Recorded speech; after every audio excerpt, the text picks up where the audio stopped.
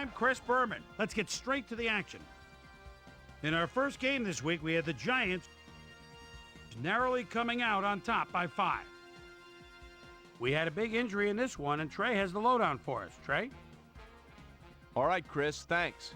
Luckily, we had a relatively injury-free week, which makes my job just that much easier. Terrence Newman sticks out on this list as one of the more costly injuries. He'll be out for the rest of the regular season. There's a chance, however, they'll get him back for the playoffs. So that'll do it for now. Boomer, back to you. Champ Bailey stepped it up this week and gave his team some added firepower for the win. Michael Vick threw for over 200 yards and helped his Falcons beat the Lions. On the frozen tundra of Lambeau Field in Green Bay, we had the Packers get sent away with a 7-point loss. Over in Raljean, Maryland, we had the Redskins drop this one by 17. The Colts defense got to the quarterback 4 times in their win at the RCA Dome. Cardinals, 49ers. Cardinals. Kevin Barlow is backed up in his own territory, tries to bounce outside. He'll have the first down, shakes another tackle, goes down the sidelines. Wait a minute. Yes, the ref said his feet were in. He could go all the way, 73 yards. The 49ers go on to win this by the final score of 24-7. In a long-standing AFC rivalry, we had the Dolphins win their 4th game of the year. The Chargers lost at home and will have to hit the road to meet the Falcons. We had an interesting free agency pickup of note here. Trey's got the lowdown for us. Trey?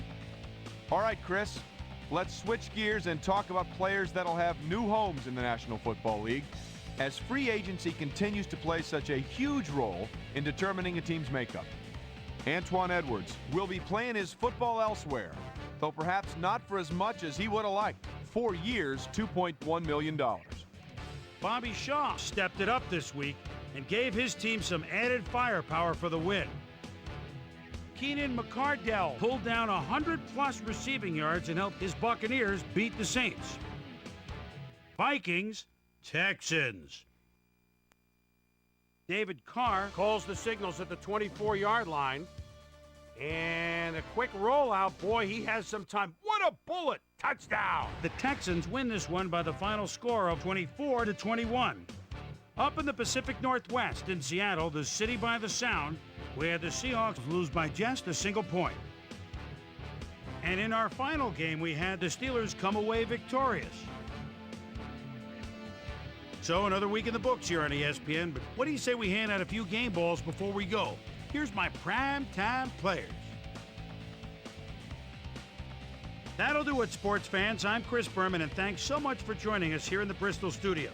We'll see you next week right here on ESPN, the worldwide leader in sports.